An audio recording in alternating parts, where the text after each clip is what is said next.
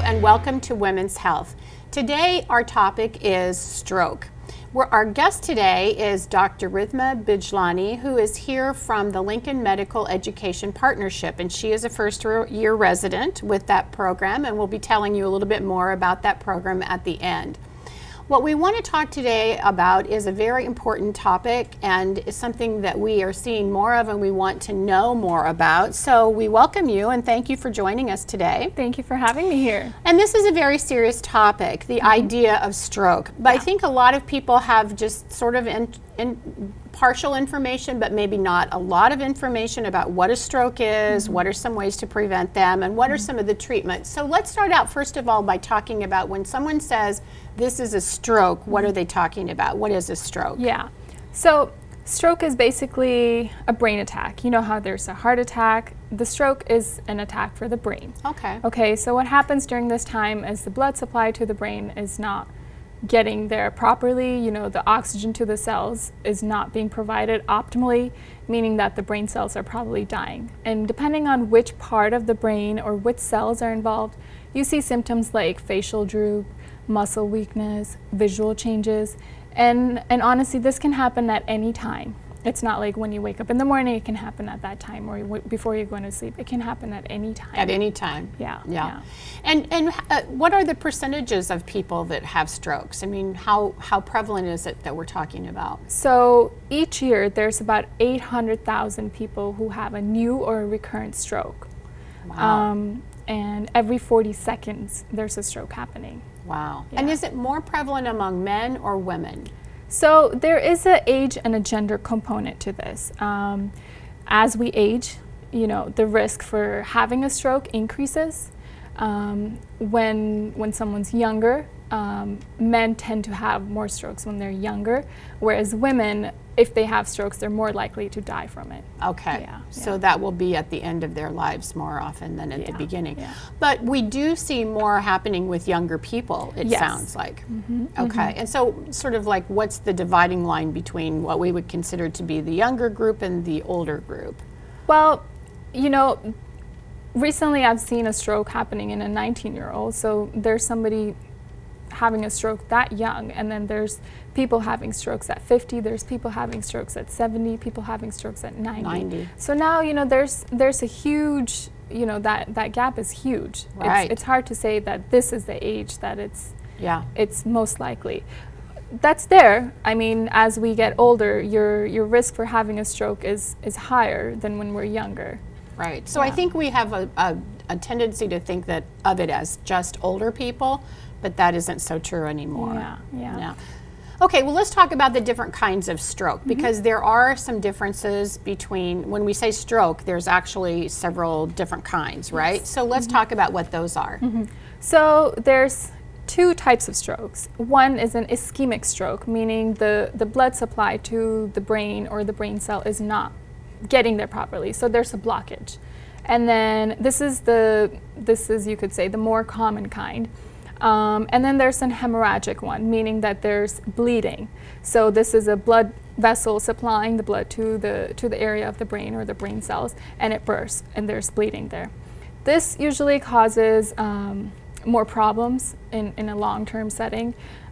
So it's more dangerous, you could say. I don't want to say one is more dangerous than the other, because stroke is just dangerous, period. Sure.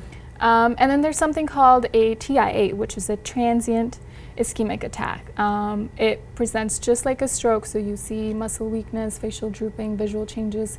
Looks very similar to a stroke, but the only difference is that it lasts approximately 24 hours. And the important thing for that is if somebody does experience that and the symptoms resolve, don't just stay at home. Please go and get evaluated. It's very important that you get that evaluation done and, you know, have that workup done. Okay, great. That makes sense. All right, so let's talk about then what are the symptoms of a stroke, and then we'll go into talking about treatment. Okay, so how do you know when you yourself are having one, or when can you tell if someone else is having a stroke? Okay, so like I mentioned earlier, some of the symptoms are slurring of the speech, facial droop, muscle weakness, visual changes. Sometimes people will just say, oh, I can't see the left side of whatever is going on. I don't see a car coming from the left side. You know, these visual changes, there's loss of voluntary muscle control. So if they want to pick up their hand and, you know, pick up the cup, they just can't do that.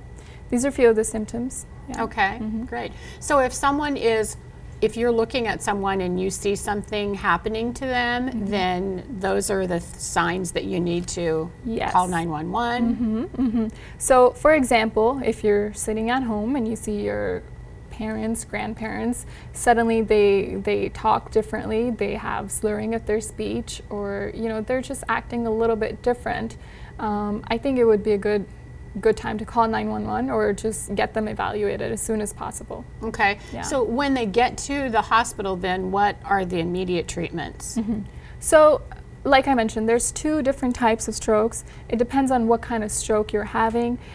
Treatment varies according to that. And also the time frame. It's important that, you know, we get the treatment.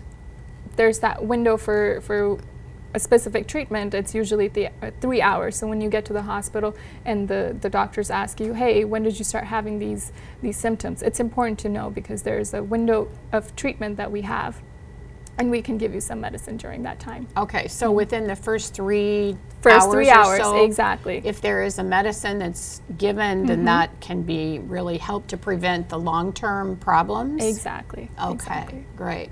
So what if it's longer than 3 hours? Well, there's, depending on the workup, so we try to figure out, you know, if it is a stroke and what kind of stroke.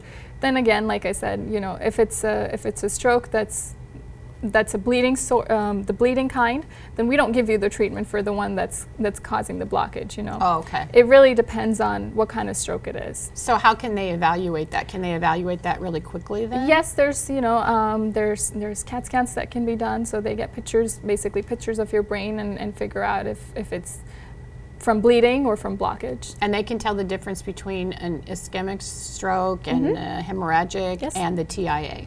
Yes. Okay, and so the TIA can be something that comes and goes and you all of a sudden realize you need to get it, or you can go in? Well, TIA, sometimes, you know, people will be like, oh, I had weakness of my left arm, and then, you know, they come in 2 days later and they're like, oh yeah, you know, for example, 2 days later they have a stroke and they're like, and then they date back and they're like, 2 days ago my arm was weak. So, you know, that's why I mentioned that getting that evaluation done, if you have any of these symptoms, it's very important. Very important, right. Okay, so then let's say that you've had that treatment, then what are the long-term things that you need to, or first of all, I guess, what are the consequences of a stroke? What kinds of things do people experience then? Yeah. Again, you know, stroke, it can leave a lot of residual effects. Sometimes people may have it, you know, for a little while, and then some people may have it for a longer time. And it all depends on the area of the brain that's involved. Okay. For example, if a specific area designated for the visual area, it gets involved, you know, you'll have some deficits there. Now, there's many things that are involved that can say, oh, it'll be a short-term problem or a long-term problem. So these kind of prognosis, it's just... It just depends on the individual. Yes. Yeah. So the speech and that kind of thing, so then do you go into what would be like rehabilitation or therapy? There's rehab for that, and actually there's lots of support groups in the community for that. Oh, is that right? For the different kinds, or? Yeah, different kinds, and just in general support groups for people who've been through a stroke. Yeah.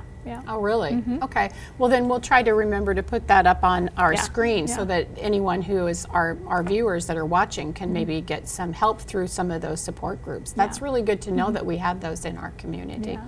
So long term, what are your chances? Does it depend on the severity of the stroke, or does it mean just keeping at it for a really long period of time with physical therapy and I assume speech therapy and that kind of thing?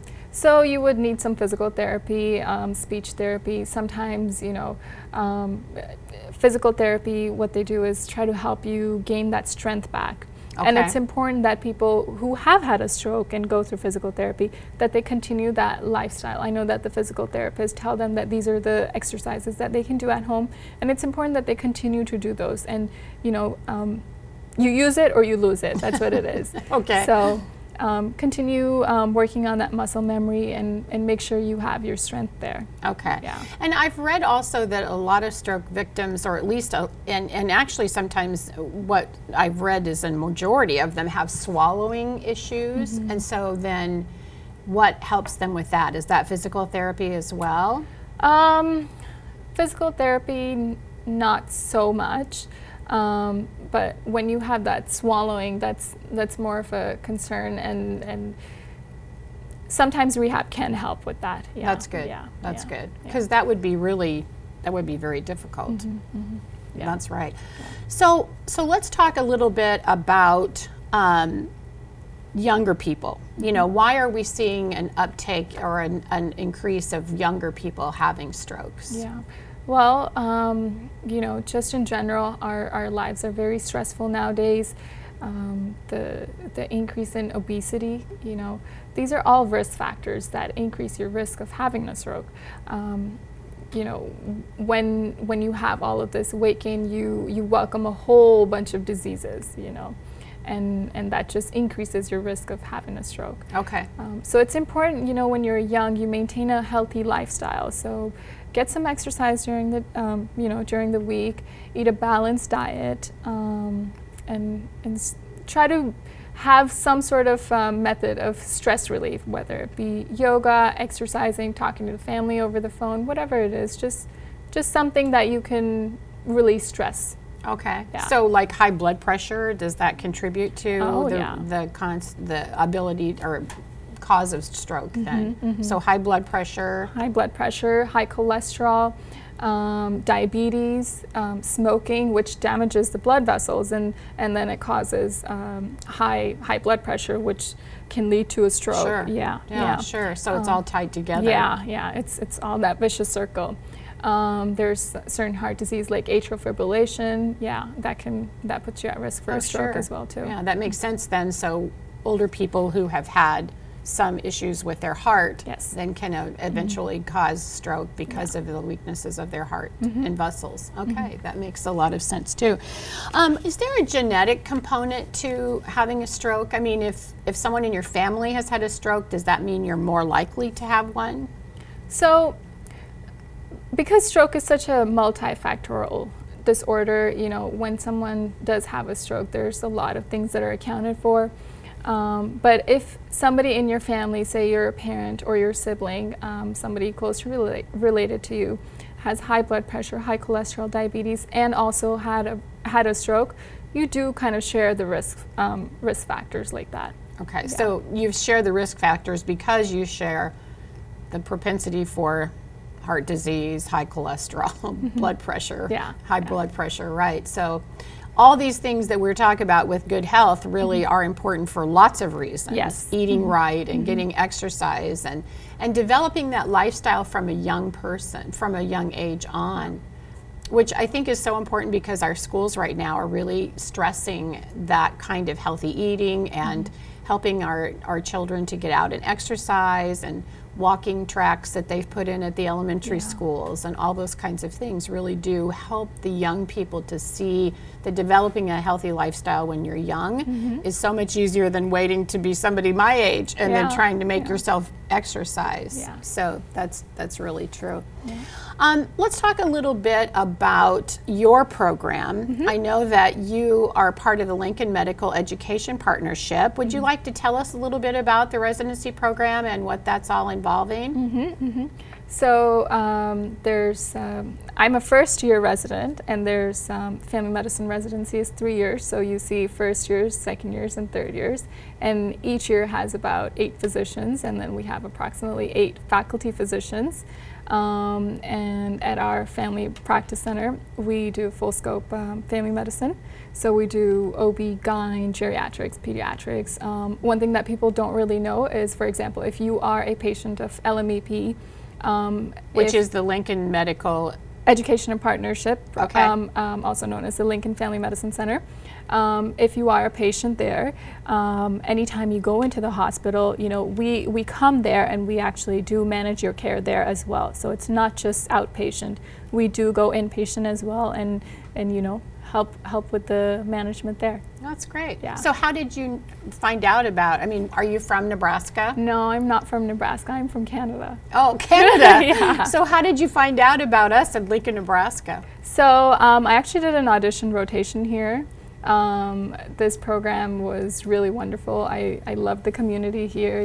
People were really nice. And I just saw how the program really makes it a point to expose you to all spectrums of family medicine. That's what really attracted me to the program, and I was like, I think I'll be happy here, and I can say that I truly am. That's great. That's great. So now you said it's a 3-year residency program, Yes. and then once you have that, then what do you do? So once you finish residency, is that your question? Well, then people usually end up going to wherever they want to practice. Most of the physicians that graduated last year actually ended up staying in Nebraska, so they are, serving the Nebraskan community somewhere. Most of them, I think, are in rural areas. Really? Yeah. Well, that's good to know. Mm-hmm. Yeah. Yeah. Well, one of the things we talk about with our health programs is we really do encourage people to become involved in health occupations, and Nebraska has a really big need for young people who are interested in being in Nebraska and staying in Nebraska, so that's very exciting. How did you even hear about the program? Well, there's previous years they had residents from our school, so that's how I knew about it. Oh, so you knew about it because Yeah. someone had already come here. Yeah, And yeah. where in Canada are you from? I'm from Toronto, Ontario. Oh, wonderful. Yeah. Okay, great. Well, that's really exciting. Kind of fun to hear about that. That's really great. Yeah. Okay, well, listen, we really appreciate your being here. This has been a really informative program, and we do really encourage all of our listeners to look at all of our other programs. We have lots and lots of programs on lincolnwomen.org, and of course, you can always access our programs here at City TV. LNKTV Health is what we call our programs now. I am Kathie Uhrmacher, and I am the president of the Women's Foundation, but I'm also the chair of the Mayor's Commission on Women. And we really encourage you to participate by letting us know what topics you're interested in and something that you would like to hear about, because we do talk about women's health, but many of the programs that we have, like stroke, really can be for men as well. And so in lots of ways, we feel like we are serving our audience in Lincoln and Lancaster County by giving you this helpful information. So again, there are 2 ways to find out about our programs. You can watch them here on LNKTV Health, or you can also go to our website, which is lincolnwomen.org. And the Women's Foundation really appreciates the help that we get from City TV, which is great. We are really very fortunate to have such great services here in Lincoln, and so we're really glad to be able to provide this service, but also to be able to be a part of this health initiative. I want to tell you again, this is Dr. Ridhima Bijlani, and she has been here talking to us today from the Lincoln Medical Education Partnership, and we really appreciate your being here. She's a first-year resident, and thanks for joining us. You're most welcome. Okay, and this is Women's Health.